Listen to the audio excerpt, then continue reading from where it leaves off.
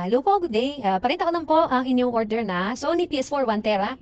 So, yung payload dongle natin na pang-activate ng PS4 nyo, hard-modded na sa loob, naka-install na sa loob. So, wala na po tayong kailangan ikabit. Bukod sa HDMI and power cable. Okay? So, lahat naman po ng accessories kasama.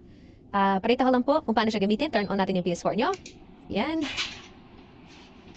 Pag nag-deep lang, ulitin nyo lang po ulit hanggang mag-pulsing blue siya and then magiging solid white light siya. So, lipat na po tayo sa ating TV.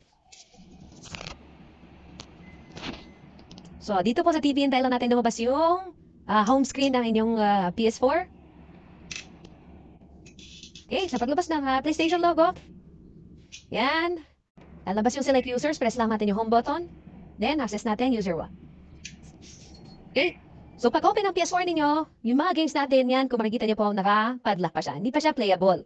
Okay, so hihintay natin mag-jailbreak yung ating PS4. So, ang gandahan itong version natin ng 11.0, automatic na siya, wala na po tayong pipindutin iba. Iintayin lang natin siya. Okay? So, etong PlayStation Plus logo na to, magiging gold din ang pangalan niya. Yan. Iintayin lang natin siya. Glitching, yung pag-exploit niya, it can be as fast as 1 minute up to 5 minutes. So, iintayin lang na talaga natin siya. Occasionally, meron kayong makikita na yung disconnected sa taas, kagaya po nung kalalabas lang a few seconds ago.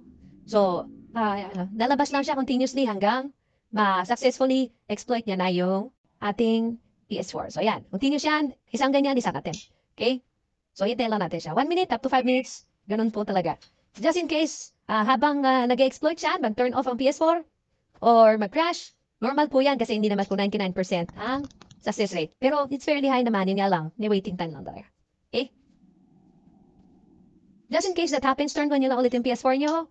Minsan, mag-i-scan nyo ng hard drive. So, hayaan lang po natin. Then, wait lang talaga natin siya mag-glitch. Okay? Ipon. Sayang na. Problema.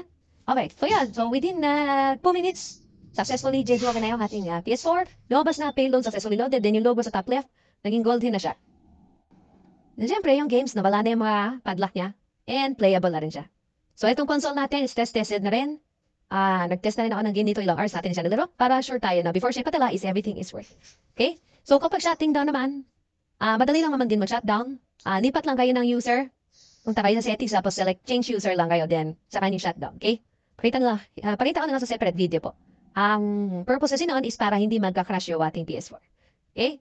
Yun lang po.